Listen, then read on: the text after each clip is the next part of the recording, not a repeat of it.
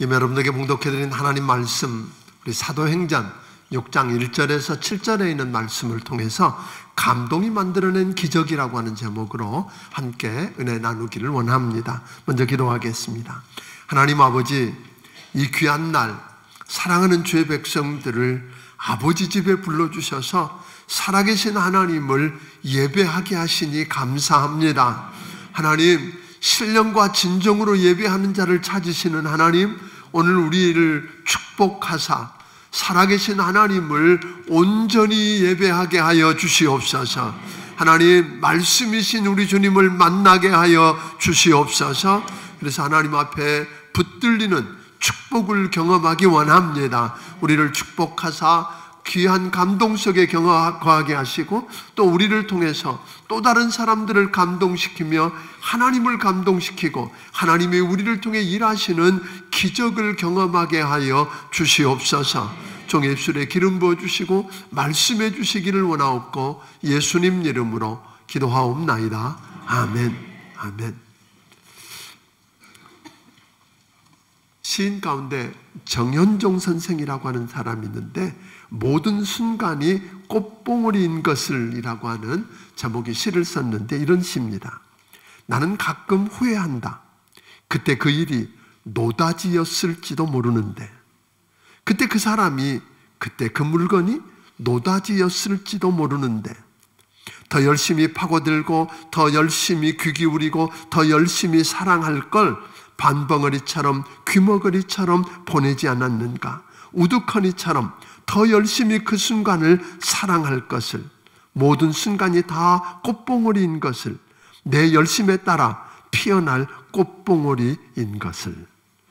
자신의 인생을 뒤돌아보면서 지난 모든 순간이 아름다운 꽃봉오리였는데도 그 꽃봉오리를 터뜨리지 못한 아쉬움을 한탄하는 내용입니다.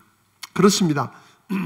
우리를 스치고 지난 우리의 매 순간이 아름다운 꽃봉오리가 아닌 순간이 없었다고 하는 것입니다. 그러나 우리가 노력한다고 그 꽃봉오리들이 모두 꽃을 피는 것은 아니더라는 겁니다. 비바람에 꺾이거나 가뭄에 시들거나 한파에 얼어 죽는 꽃봉오리도 부지기수기 때문입니다. 이것이 우리 인간의 한계입니다. 그러나 예수 그리스도의 손에 붙들리고 우리 위에 성령의 능력이 임하면 달라질 줄로 믿습니다. 노다지였을지도 모르는 한순간도 허투루 막 살지 않았으면 좋겠습니다. 노다지였을지도 모르는 한 사람에게 허투루 막대하지 않았으면 좋겠습니다. 하나님을 감동시키고 우리 하나님 손에 붙들려서 약속하신 성령의 능력을 힘입어 매 순간 대하는 모든 사람을 통해서 꽃봉오리를 터뜨리는 기적을 체험하고 사도행전 29장을 써내려가는 한 해가 되기를 주의 이름으로 축원합니다. 오늘 본문 1절을 우리 한번 같이 읽어보겠습니다. 같이 읽습니다. 시작. 그때 제자가 더 많아졌는데 헬라파 유대인들이 자기의 과부들이 매일의 구제에 빠짐으로 히브리파 사람을 원망하니. 오늘 예루살렘 교회에 문제가 생겼다 하고 이야기합니다. 히브리파 유대인들과 헬라파 유대인들 사이에 오늘 갈등이 생기고 분열이 일어났다는 이야기입니다. 아니, 다른 교회도 아니고 예루살렘 교회가 어떤 교회인데 여러분 문제가 생기고 분열이 있고 원망이 있단 말일까요? 우리가 지난 시간에 사도행전 성경 대탐험을 통해서 보았던 것처럼 예루살렘 교회는 어떤 교회였던가요? 성령이 충만한 교회였습니다. 날마다 부흥하는 교회였습니다. 한 주일에 3,000명이 회개하고 구원받고 늘어나는 폭발적인 성장을 하는 교회였습니다. 성도들이 재산을 팔아서 가난한 자들에게 나누어 줄 만큼 사랑이 넘치는 교회였습니다. 안전뱅이가 일어나는 등 하나님의 능력이 나타나는 능력 있는 교회였습니다. 더군다나 1절 시작은 이렇게 이야기합니다. 그때에, 그렇게 이야기하거든요. 이 그때라고 하는 말은 4장 5장을 통해서 유대교 최고 지도자들이 사도들을 채찍질하고 다시는 예수 이름으로 말하고 가르치지 말라고 협박했음에도 불구하고 전혀 개의치 아니하고 언제 어디서나 예수는 그리스도라고 가르치고 전도하는 일을 그치지 않은 결과로 예수 믿는 그리스도인의 수가 더욱 많아졌을 때, 그런 이야기예요. 모든 게 잘 풀려나갈 때 문제가 생겼다는 것입니다. 교회 안에 여러 이유로 조국 이스라엘을 떠나서 세계 각처에 흩어져 살던 소위 디아스포라라고 불리워지던 사람들 가운데 헬라 그곳에서 태어나서 그 당시에 국제 공용어였던 헬라말을 하면서 해외에 살던 유대인들이 여러 이유로 이스라엘 안에 들어와서 사는 사람들을 가리켜서 헬라파 유대인 그렇게 불렀어요. 오늘 그런 사람들이 있었는가 하면 이스라엘 조국이 멸망했을 때도 이스라엘 땅을 떠나지 않고 히브리어, 더 정확하게는 아람어를 모국어로 사용하며 사는 국내파 유대인을 히브리파 유대인 그렇게 불렀습니다. 그러니까 오늘 이 교회 안에, 지금 예루살렘 교회 안에, 부흥하는 예루살렘 교회 안에 헬라파 유대인들과 누가 있어서요? 히브리파 유대인들이 함께 공존하고 있었는데 이 두 그룹이 서로 갈등하면서 오늘 분열하기 시작했다, 그런 이야기예요.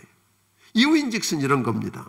예루살렘 교회가 아주 귀한 일이라고 필요한 일이라고 행하고 있는 사역이 있었는데 매일 행하는 구제 대상에서 가뜩이나 해외에서 들어와서 기반을 잘 잡지 못하는 어려운 헬라파 과부들이 그 구제 대상에서 빠졌다는 것 때문에 그런 이야기입니다. 다시 말하면 교회에서 행하는 구제와 봉사가 가난한 히브리파 유대인들에게만 집중되고 누구에게는? 헬라파 유대인들에게는 소외가 됐다고 하는 것입니다. 오늘 그 구제를, 교회의 구제를 주로 담당하고 있는 사람들이 누구였느냐 하면 히브리파 유대인들이었습니다. 그러니까 더욱더 문제가 될 수밖에 없었습니다. 이제 그런 가운데에 저들이 히브리파 유대인들이 불평을 넘어서 원망하는 데까지 이릅니다. 히브리파 유대인들을 원망하면서 갈등하고 이렇게 해서 교회가 두 쪽으로 쪼개지는 파국을 맞을 수 있는 그런 상황을 맞았다고 이야기하는 것입니다. 하나님께서요, 하나님의 꿈을 이루기 위해서 우리에게 성령을 부어주시고 그리고는 교회를 통해서 그 일을 이루어 가신다고 하는 겁니다. 이것을 누가 알았냐? 마귀가 아는 겁니다. 사단이 그것을 알았기 때문에 할 수만 있으면 사단은 교회를 핍박하고 무너뜨리기 위해서 수단 방법을 가리지 않고 있었다는 겁니다. 교회를 허무는 배후에 누가 있다? 마귀가 있다 하는 거예요. 마귀의 전략이 있습니다.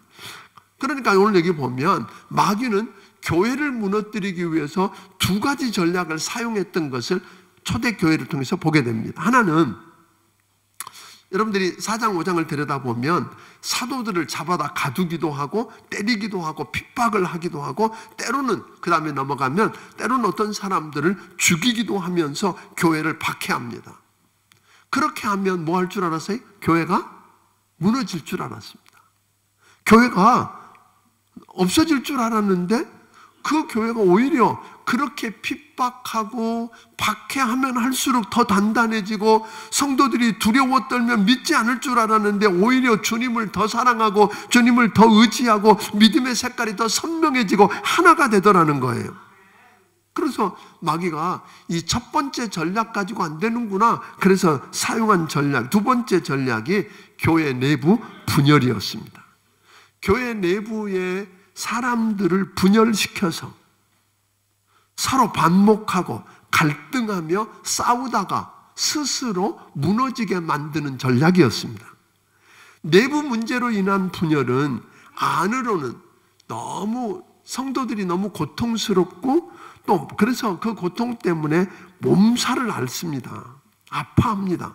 밖으로는 그리스도인들끼리 내부에 분열하고 싸우는 것 때문에 세상 밖으로 교회의 간증을 약화시킵니다. 그래서 교회가, 그리스도인들이 세상으로부터 조롱거리가 되게 만드는 겁니다. 오늘 여러분 한번 보세요. 교회 안에 보면 요즘 한국 교회도 그렇고 교회 안에 외부적인 박해 때문이 아니라 내부의 분열 때문에, 서로 싸우는 것 때문에 서로 아파할 뿐 아니라 주변 사람들에게 조롱거리가 되고 웃음거리가 되는 그런 모습, 그러다가 스스로 무너지게 하는 것이 마귀의 전략이었습니다. 우리는 예루살렘 교회를 보면서 문제 없는 인생이 있을까 하는 거예요. 문제 없는 인생이 있을까요? 문제 없는 인생 없다. 또 하나는 문제 없는 가정도 없다.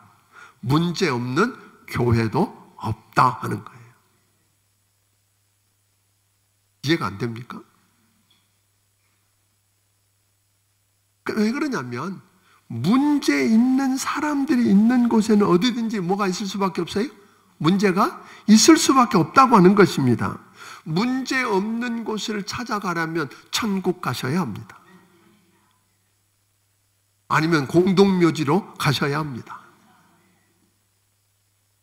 어떤 한 사람이 D.L. 무디 목사님을 찾아와서 물어봅니다. 목사님, 내가 교회를 3번째 옮겼는데 이 교회도 문제가 너무 많습니다. 나한테 제발 문제 없는 교회 하나 찾아줘서 추천해 주세요. 그럼 D.L. 무디 목사님이 그럽니다. 내가 한 교회 알기는 아는데 그런데 당신이 그 교회 가면 문제가 생겨서 소개를 못 해주겠다고 그럽니다. 문제 없는 교회 없습니다. 그럼 문제가 뭐냐? 가장 큰 문제는 뭘까요? 문제가 있느냐 없느냐의 문제가 아니고 그 발생한 문제를 어떤 태도로 다루느냐가 문제라는 것입니다. 우리는 예루살렘 교회가 일어난 문제 때문에 무너진 게 아니었음을 보게 됩니다.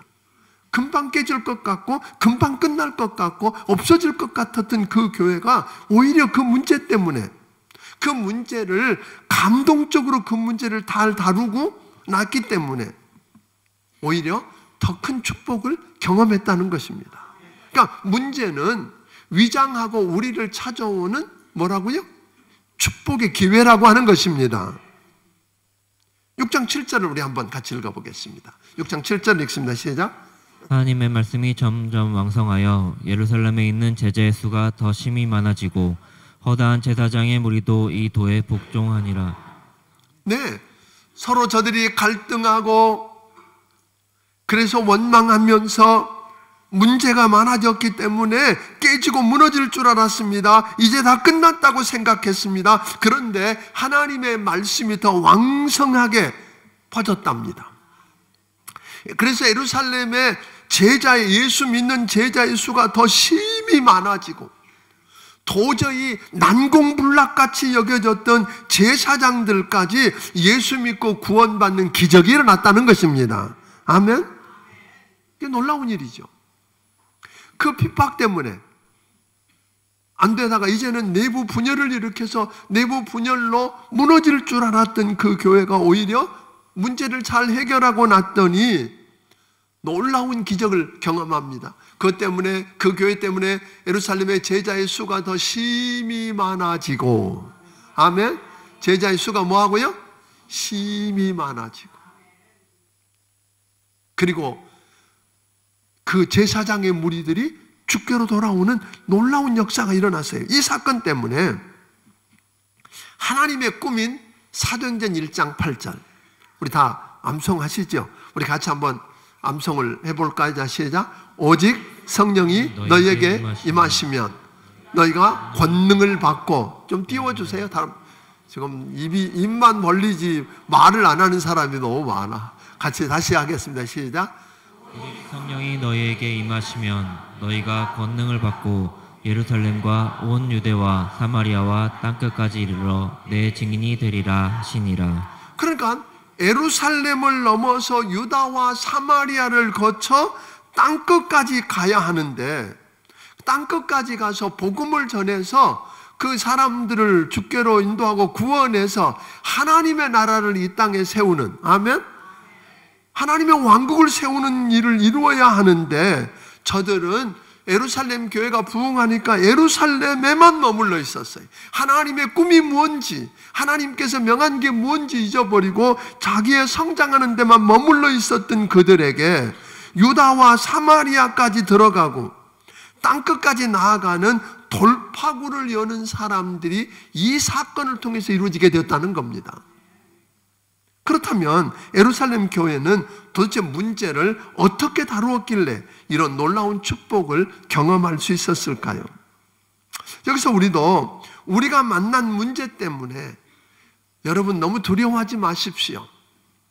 이 문제 때문에 이제 끝난 것 같고 이 문제 때문에 다 무너질 것 같을지라도 여러분 두려워하지 마십시오. 그 문제가 있는 게 문제가 아니라 문제를 문제로 알고 문제를 잘 다루고 해결하면, 그래서 하나님을 감동시키고 이웃을 감동시키면 하나님은 우리를 통해서 그 문제를 가지고 축복을 여는 기적을 행하실 줄로 믿으시기를 주의 이름으로 축원합니다. 첫째로 저들은 뭘 어떻게 했나요?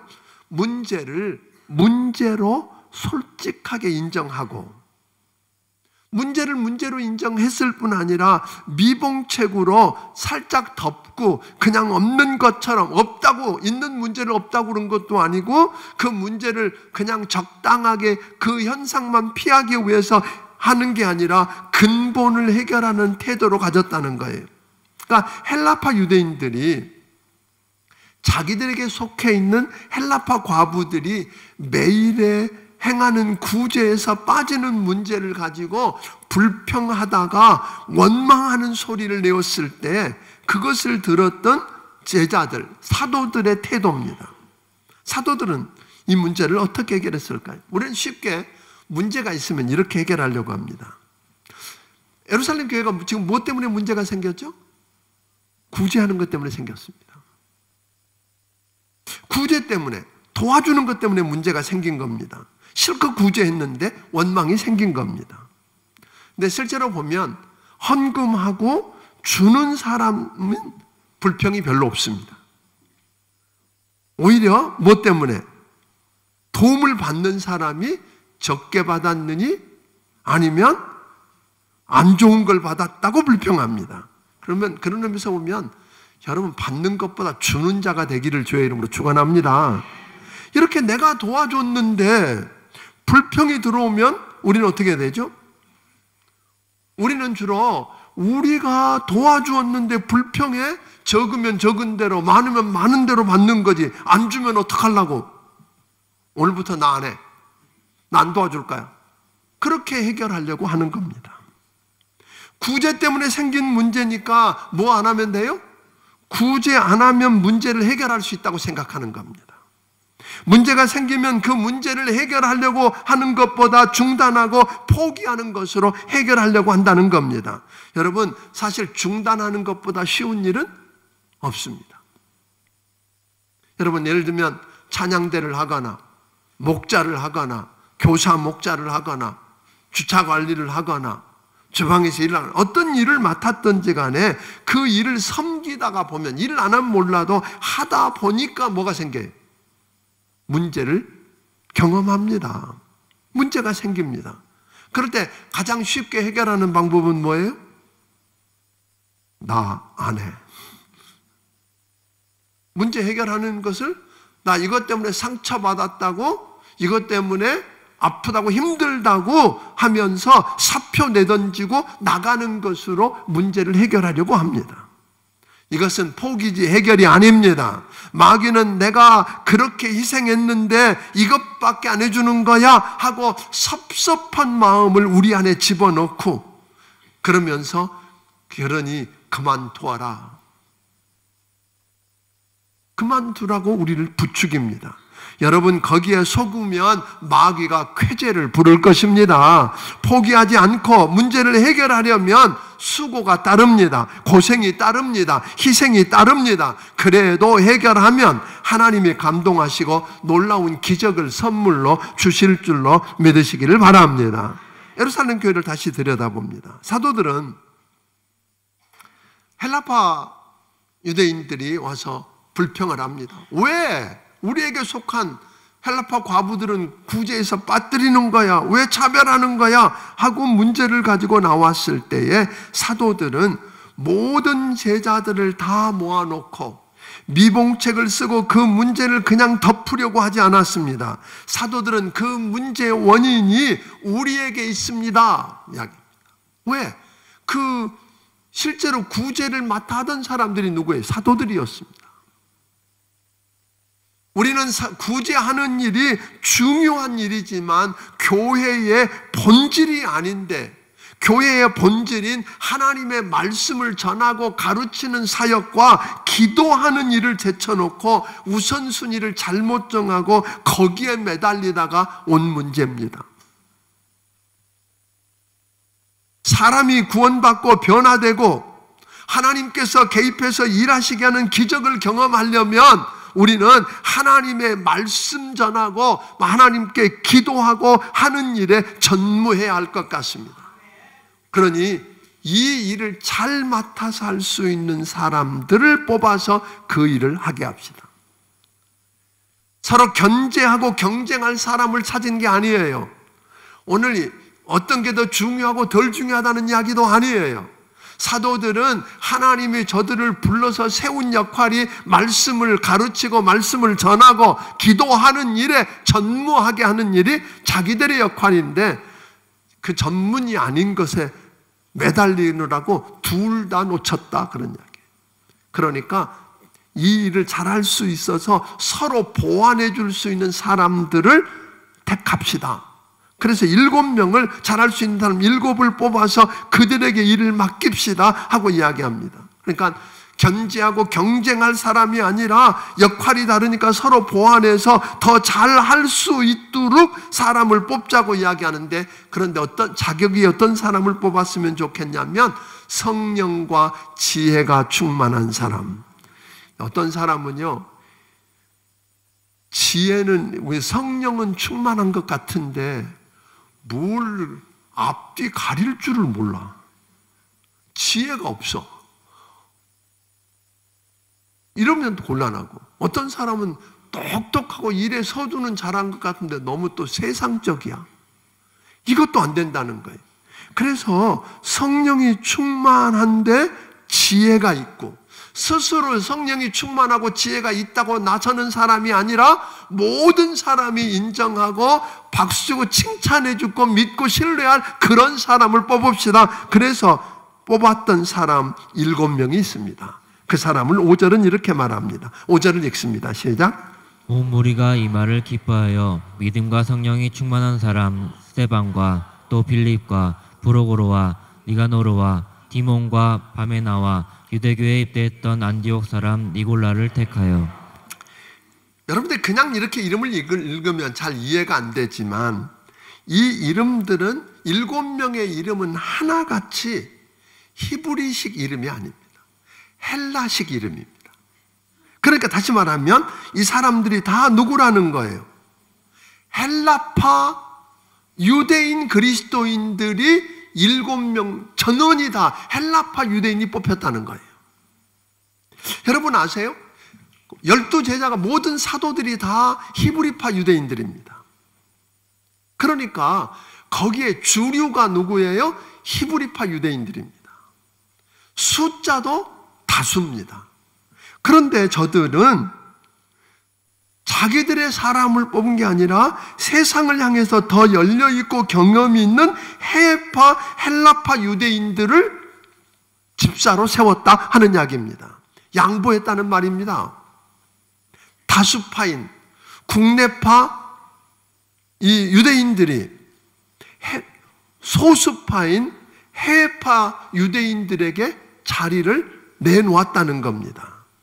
요즘 우리 세상을 보면 실력 없어도 자격 없어도 내 고향 사람이고 내 학교 후배고 내 식구면 내 편이라고 세우는 게 상식인데 그들은 그냥 그렇게 안 했다는 겁니다. 우리 지난주에 이야기했잖아요. 하나님을 감동시키는 방법 중에 하나가 내가 모든 것이 가하나 내가 다 할 수 있지만 다른 사람에게 걸림이 된다면 나는 포기할 수 있고, 모든 걸 다 할 수 있지만 내 입장보다는 다른 사람 입장을 먼저 생각하고, 믿습니까? 그게 그리스도 예수의 일이고, 그렇게 하는 이유는 그래서 한 영혼이라도 더 얻으려고 하는 그런 마음을 가질 때 하나님을 감동시킨다고 그랬는데, 오늘 이들은 바로 그랬던 겁니다. 문제를 해결하는데 문제의 원인, 근본 원인을 미봉책으로 겉만 다루는 게 아니라 근본 원인은 우리가 중요한 일을 놓쳤기 때문입니다. 우린 일할 테니까 보완해서 할 수 있는 사람들을 택합시다 그랬는데, 그 중에 소수파인 누구를? 헬라파 유대인들을 다 집사로 세웠다고 하는 것입니다. 그냥 사람이 좋아서 그렇게 양보하고 한 줄 알았더니 하나님의 개입이었음을 보게 됩니다. 실제로 이 사건 이후에 예루살렘 교회에는 다시는 이런 갈등이 없었습니다. 문제가 해결됐다고 하는 말입니다. 다시는 분열하거나 하는 문제가 없었습니다. 그리고 이렇게 뽑은 사람들은 그렇게 할 수 있었던 비밀이 뭐냐면, 집사라고 하는 말을 우리가 공식적으로 여기 등장하진 않지만 디아코노스 또는 디아코니아라고 하는 헬라어를 볼 때에 일꾼, 수종자, 종, 그런 뜻입니다. 그러니까 집사라고 하는 말은 구체적으로 더 설명하면 이런 겁니다. 그리스도 안에서 누군가의 하인이 되어 섬김으로 주님의 하인이 되어 주님을 섬기는 자를 말한다.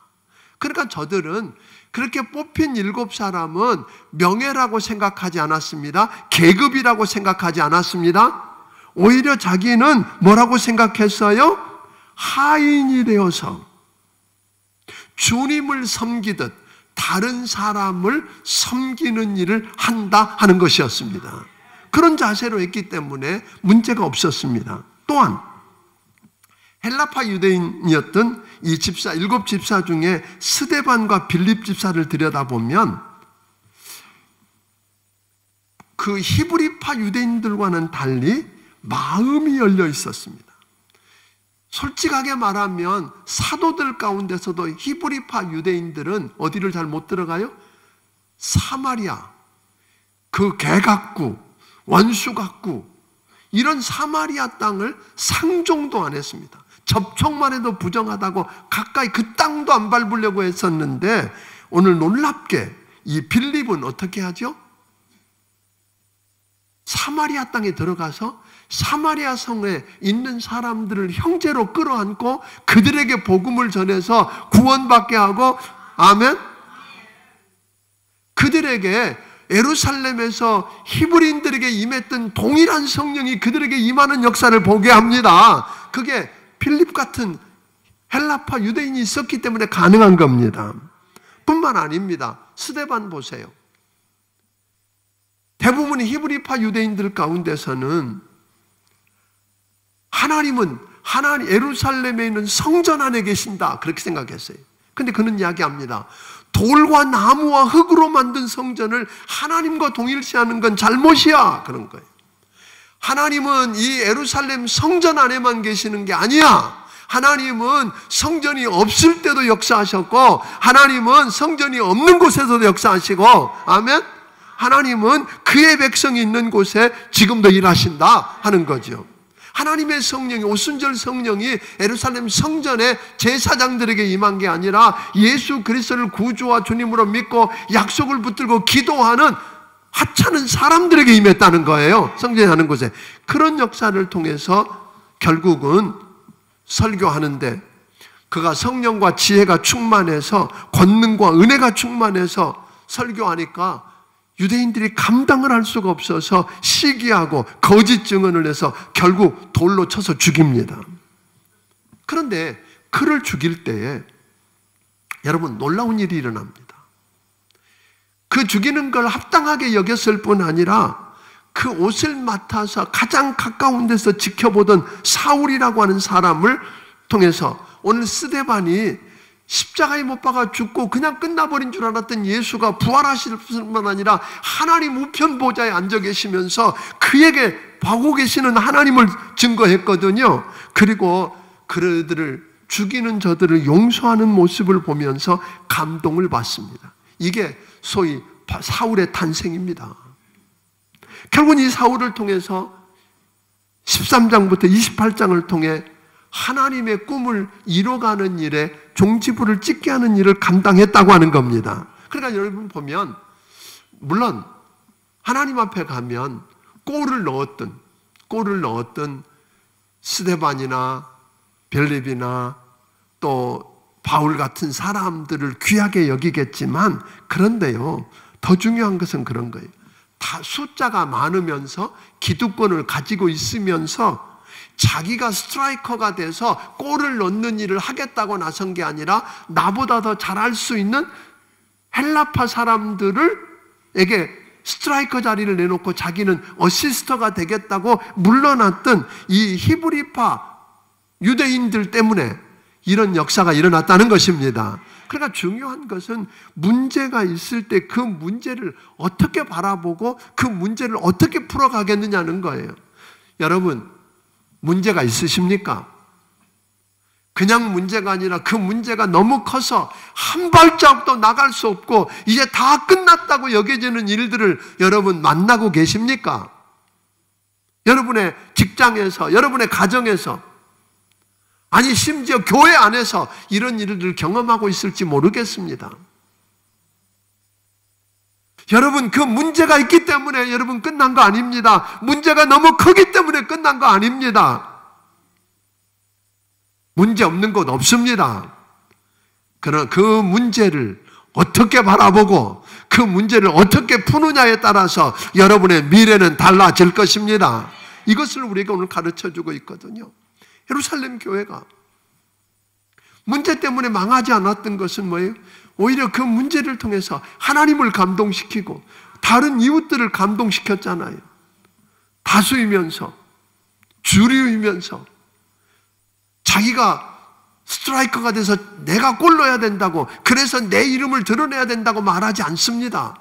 오히려 그걸 더 잘할 수 있는 소수인 헬라파 그리스도인들을 내세우면서 자기는 어시스터가 되겠다고 나섰던 그 사람들 때문에 헬라파도 감동을 받았고 하나님도 감동을 받으셨습니다.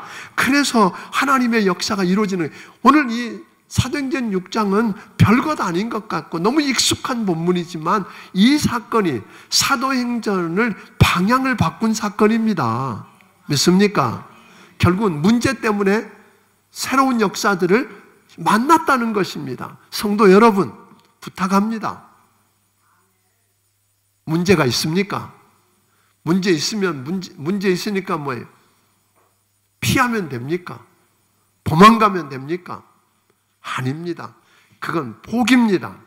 회피입니다. 해결 아닙니다. 오늘 여러분, 문제를 피해서 안 하면 되는 게 아니라 그 문제 때문에, 아멘? 문제를 주신 하나님은 그 문제를 통해서 여러분에게 축복을 주시기 위해서 주신 기회임을 아시기 바랍니다. 그 문제를 주셨을 뿐 아니라 문제를 해결했을 때 축복으로 갚아주실 하나님을 바라보는 여러분들이 되기를 주의 이름으로 축원합니다. 이 역사가 있어야 기적이 일어납니다. 여러분, 믿습니까? 아멘? 그래서 금년 한 해 부탁합니다. 내가 다른 열심을 내놔도, 내가 열심 낸다고 내가 만난 모든 여러분 꽃봉오리가 활짝 피는 꽃이 되는 건 아니잖아요. 내가 못합니다. 문제도 만날 것입니다. 그래도 그것을 통해서 하나님을 바라보십시오. 하나님을 감동시키십시다. 아멘?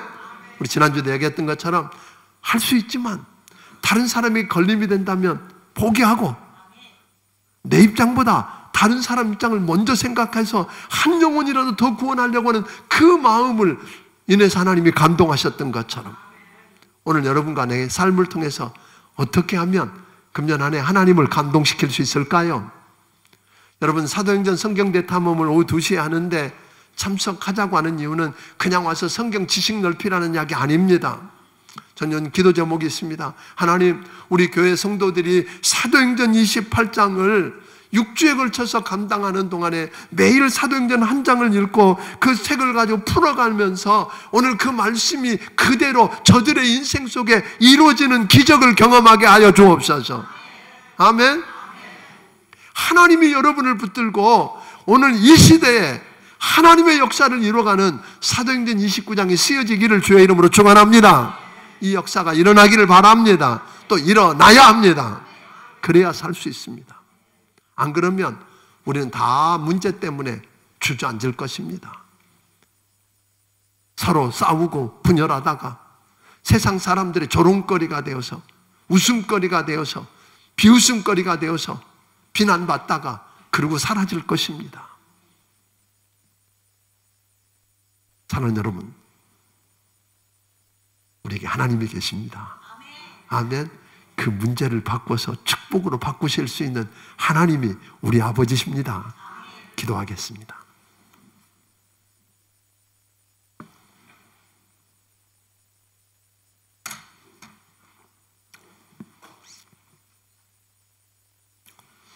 모두가 다 함께 기도하고 싶은데요. 하나님, 내 앞에 장벽이 있습니다. 문제가 있습니다. 그것도 너무 커서 하나님, 어떻게 할 수 없는 문제가 있습니다. 문제 때문에 끝났다고 망한다고 생각했는데 하나님, 그 문제를 내게 축복을 주시기 위해서 주신 기회라고 하시니 감사합니다. 하나님의 시각으로 바라보게 하옵소서. 문제를 피하는 게 아니라 도망가는 게 아니라 문제를 해결하게 하여 주시옵소서. 또 해결할 수 있는 지혜를 주옵소서. 감동시켜서 하나님을 감동시키고 이웃을 감동시키고 내 가족을 감동시키고 회사 직원들을 감동시키고 우리 집에 찾아오는 손님들을 감동시켜서 하나님이 나를 붙들고 일하는 기적을 금년 안에 경험하게 해 주십시오 라고 기도합니다. 함께 기도하겠습니다. 하나님 아버지, 우리를 긍휼히 여겨주시기를 주여 원합니다. 하나님, 불쌍히 여겨주시기를 주여 원합니다. 그런 문제가 있습니다. 문제 때문에 문제가 아니라 문제를 어떻게 바라보고 어떻게 해결하느냐가 더 큰 문제인 것을 깨닫게 해주시고 하나님의 도움을 구하고 하나님 주신 지혜를 가지고 하나님 해결하게 하시고 하나님이 이루신 그 놀라운 역사를 경험하게 하여 주시옵소서. 고마우신 아버지 하나님, 문제가 있는 것도 맞고 그 문제가 너무 큰 것도 맞습니다. 그래도 그 문제를 주신 하나님의 문제를 통해서 내 인생을 바꾸기 위해서 주신 기회라고 하시니 감사합니다. 하나님을 믿는 믿음을 우리에게 주시옵시고 문제를 문제로 보고 아버지 하나님, 내가 아니라 하나님이 주신 지혜로 하나님의 방법으로 하나님을 감동시키고 이웃을 감동시켜서 하나님이 역사하는 것 경험하게 하여 주시옵소서. 주신 은혜 너무 크고 감사해서 우리 하나님 아버지께서 주신 것 가운데 10의 1조와 감사의 물과 선견금과 건축의 물과 주일원금과 여러 가지 모양의 정성을 우리 아버지 앞에 드립니다. 받아 주시옵소서. 하나님 아버지, 이 예물이 하나님을 감동시키는 예물이 되게 하여 주시옵소서. 옥합을 깨뜨렸던 여인같이 하나님을 감동시키게 하시고 하나님이 저들을 축복하사 저들 인생 속에 문제를 통해서 축복을 열어가는 아버지 하나님, 장벽을 무너뜨리고 하나님 새 역사를 이루어가는 기적을 체험하도록 도와주시옵소서. 예수님 이름으로 기도하옵나이다. 아멘. 말씀을 기억하시면 찬양드리며 준비하신 예물을 하나님 앞에 드리겠습니다.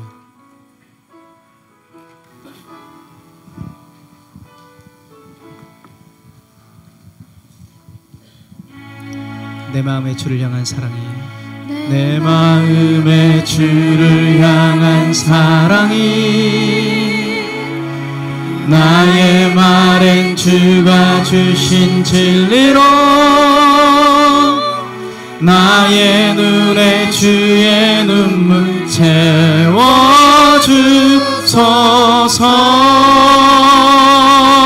내 입술의 찬양의 향기가 내 입술의 찬양의 향기가 두 손에는 주를 닮은 섬김이 나의 삶의 주의 흔적 남게 하소서. 하나님의 사랑이 영원히 함께하리. 십자가의 길을 걷는 자에게 순교자의 삶을 사는 이에게 조롱하는 소리와 세상 유혹 속에도 주의 순결한 신부가 되리라. 내 생명 주님께 드리리. 하나님의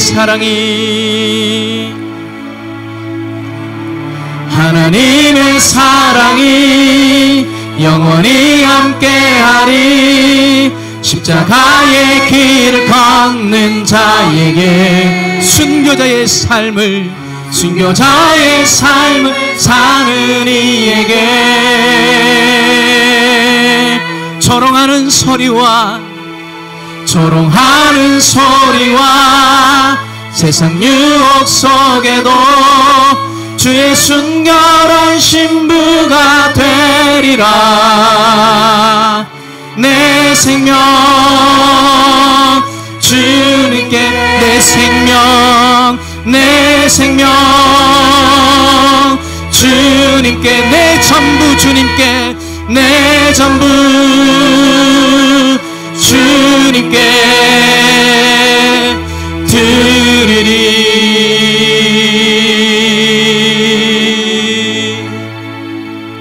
이제는 우리 주 예수 그리스도의 크신 은혜와 하나님 아버지의 무한하신 사랑과 성령님의 감화 감동하시고 역사하시며 교통하심이 하나님 아버지를 믿길래 그 문제를 통해서 오늘 나를 바꿔가시는 하나님을 경험하고 기적을 바라보며 승리하기 원하는 심령들 머리 위에 지금부터 영원까지 함께 해주시기를 예수님 이름으로 축원하옵나이다. 아멘.